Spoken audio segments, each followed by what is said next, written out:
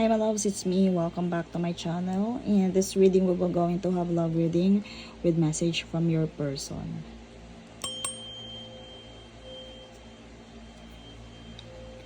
Okay, ang focus ng ating reading is kung may tinitingnan na ba siyang iba.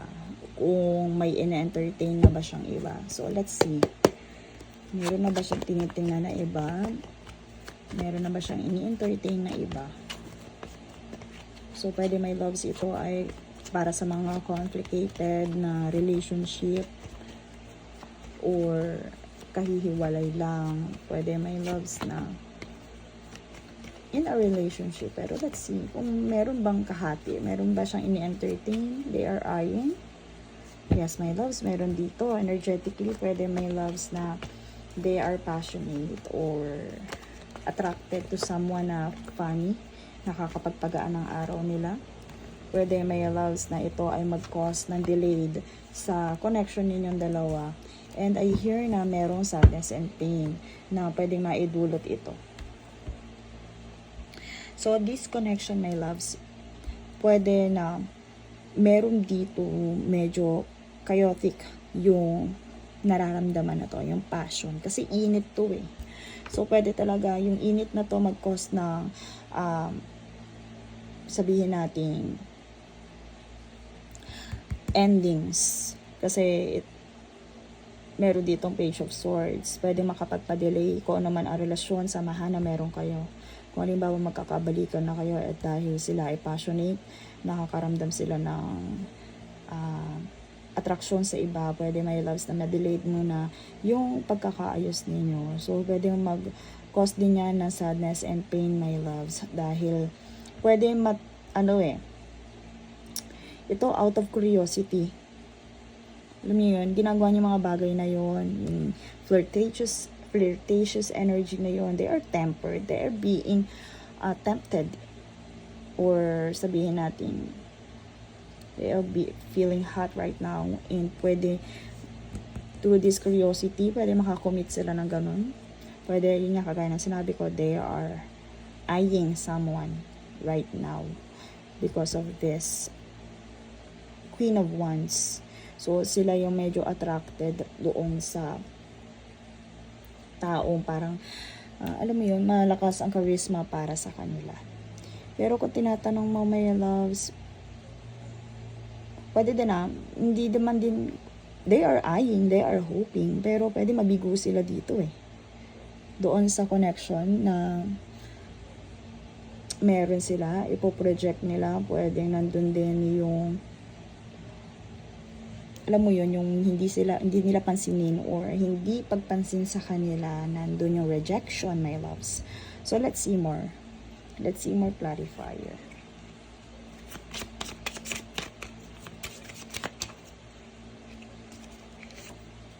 Take your power back. So, I hear, my loves, pwede nga mag-cause yan ng loss sa connection ninyo. Pwede mag-cause yan ng abandonment issue, my loves, or feeling loss, okay, sa connection ninyong dalawa. I hear spirits are reminding you and confirming na take your power back. You are giving someone control over how you feel. So, your happiness should only depend on you. So, yun nga, hindi natin makokontrol kasi ito yung person mo. Kung naa-attract sila sa iba, hindi natin kayang hawakan yun. Pero, kung paano mo yun i-manage, yun yung gustong iparating dito or gustong i-remind sa'yo ni spirits na hindi naman siya lang din ang pwede mong, alam mo yun, mahalin, pwede mong magustuhan. Kung siya nakakayang magkagusto sa iba, my loves, I hear na dapat ikaw din, maintindihan mo din yung bagay na yun. Kasi dito, look at the loss, look at the sadness card. Para talagang nandun yung pwede sa connection ninyong dalawa pwede din yung person mo makaramdam nito eh. Kasi yun nga, itong tempted na to and curiosity pwede mag-cause talaga ng lots of chaotic energy sa inyong dalawa. So they are eyeing. Let's see more confirmation. Meron dito Pwede may love sa kung single parent kayo, or pwede attracted siya sa single parent. May kinalaman ng pagiging single parent dito. May tendency na kung magpapatuloy ito, pwede mayroong single parent na involved. Pwede din may love sila ay may responsibilities na hindi nila na aasikaso na handle. Pero dito may loves I hear attracted sila sa single parent. Pwede may loves na kahit single parent, may loves I hear na attracted sila dun. At nakakapagpagaan yun, nagkukos sa kanila ng gaan ng araw nila. Pwede din may loves, diba? Sabi ko nga kanina, yung passion na to na nararamdaman niya. Very strong, pwede tawag din ng katawan. Pwede ganun may loves. Pero dito sa single parent, pwedeng ikaw din yan, single parent, or pwedeng merong maging involved dito sa person na to na single parent. Spiritual awakening, I hear my loves na pwede may ma-realize out of this curiosity, dun din ma-realize, or this season ma-realize din ng person na yon kung ano talaga yung tama at mali, kung ano dapat yung kanyang ginawa. So hook up my loves, meron talaga may hook up. So they are entertaining, confirm someone. Pero dito pwedeng ma-realize yun ng person mo na ano ba yung tama, ano ba yung mali. Because of this hook up, pwede ma-realize niya. Pwede siya din ang iwan Pwedeng hindi din siya seryosohin ng taong tinitingnan niya, yung taong inaasam niya right now. Pwede hindi din siya seryosohin, iwan din siya. But this is a strong confirmation na yes, they are eyeing for someone na meron silang ini-entertain na iba. So let's see more confirmation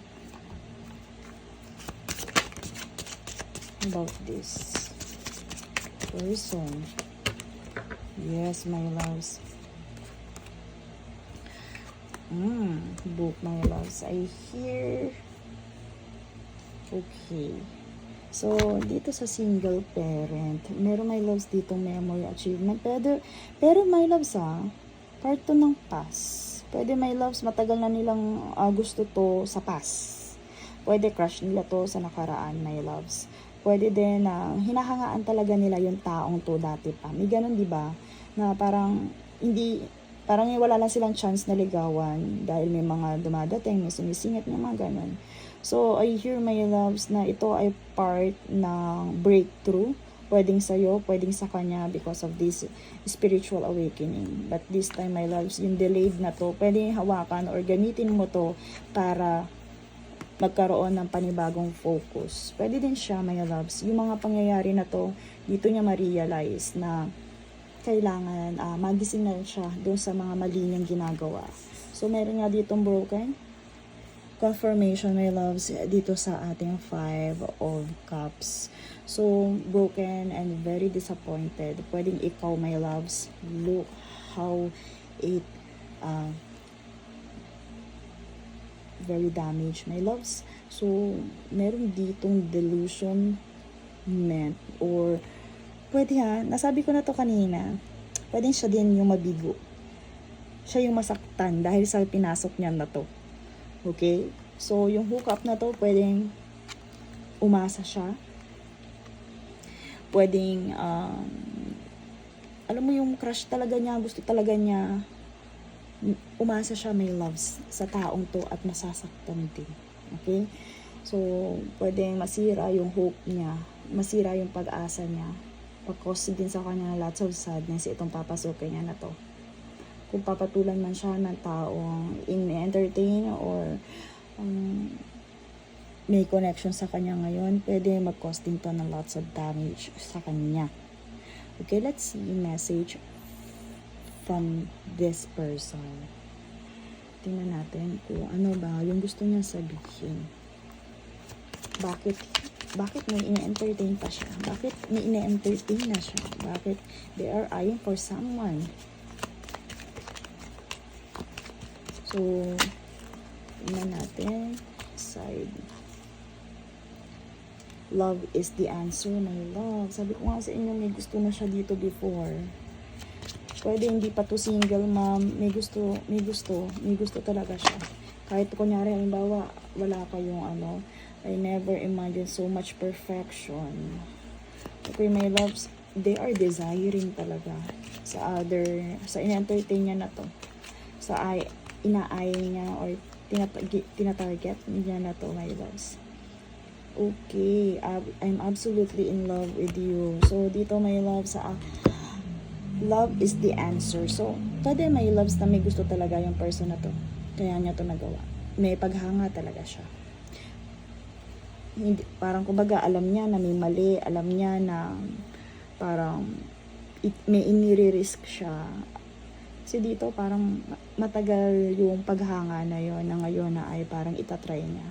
Pero dahil dito, my love, sa brokenness na to, sadness and pain, pwede, my loves, na ma-realize niya na sa'yo pala siya in love. Na ikaw pala yung gusto niya. Pero dito nga sa spirits, pinapaalala, take your power back. Kailangan, my loves, ipakita mo sa taong to na hindi ka pang option lang. Na hindi ka kapalit-palit or yun, yung pagkasi niya, di ba? Pwede, halimbawa, ito yung pagkakataon na medyo hindi kayo okay. And then, may hook up na ganito. And then, my loves, paano kung magkaroon sila ng anak? Diba? Madating sa point yung ganun. So, ikaw mag-decide ka, my loves. After this hook up, kaya mo pa ba siyang tanggapin? Okay, so let's see. Ano ang gusto pa niyang ikatwiran dito sa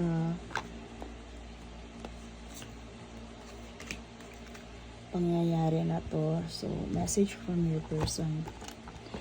Let's see, message from your person.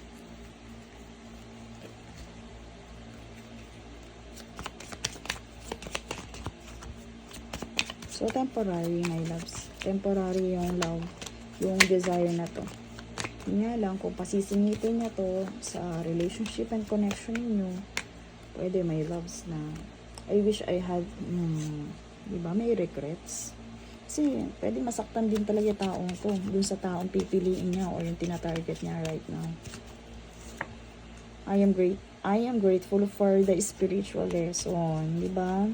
So, magkakaroon ng regrets to dahil sa gagawin niya or ginagawa niya right now. I love you unconditionally, and pwede, my loves, masaktan nga din siya. Di man niya to aminin na nasaktan ego niya, na siya ay nagloko na dahil doon, pinagpalit dahil sa kanya, pwede childhood crush o yung talagang inaasam na tao. Pwede hindi niya yun agad sasabihin. I also hear, I am regret lying to you. Pwede, my loves, na pagsisisihan niya na nagsinungaling siya. And dahil dyan, my loves, pwede doon niya ma-realize yung spiritual lesson. So, dito, my loves, paano siya magiging lesson, di ba? So, meron ka din part doon. Take your power back. Huwag mong hayaan na parang lagi na lang niyang gano'n na uunahin muna niya kung ano yung kaligayahan niya.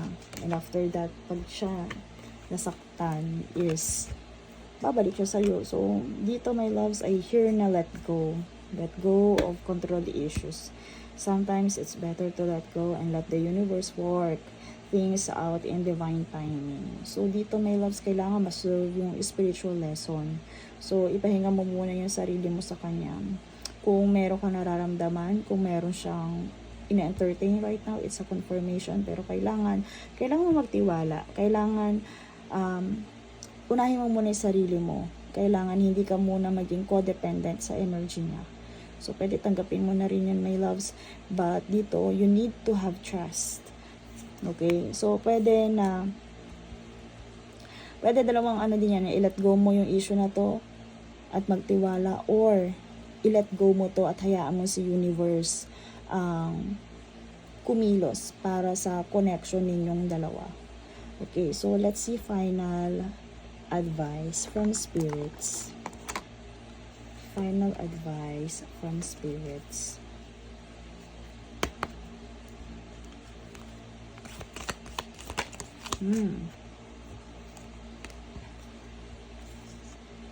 So, dito my loves, mayroong sacred union. Honor and treasure your relationship, for it is truly sacred. So, I hear my loves dito. Since na iyan ay lumitaw yung sacred union. At lumitaw dito yung take your power back. I hear my loves, hayaan mo muna. Eto, hindi mo kasi makakontrol yan eh. The more na pinipigil mo yung tao, mas lalo siyang magbubumitil. So, dito my loves, I hear na let them. Hayaan mo silang ma-damage. Hayaan mo na mangyari yan. Kasi wala ka naman ang pinanghawakan right now. Kasi ginagawa nila yan dahil naging choice nila or ginusto nilang gawin yun. But I hear dito, you are involved to sacred union. Pwedeng ito ding relationship na to. But learn how to let go. Hayaan mo kung ano pa yung mag-unfold. Wag mo hayaan na maging in control ka dito sa relationship na to. So, dapat ang happiness mo ay nakadepende sa iyo, my loves. Merong loss dito, pero through this card na Sacred Union, my loves, I hear na pwede na mamabend ang relationship ninyo. May tao talagang ma-involve, pero at the end, pwede kayo din. Pero mas darating or mamamanifest yun, itong Sacred Union, lalo na kung matututo ka mag-let go, magtiwala, at i-empower ang iyong sarili. Okay, my loves, and that's all for your reading. Thank you so much and see you in my next one.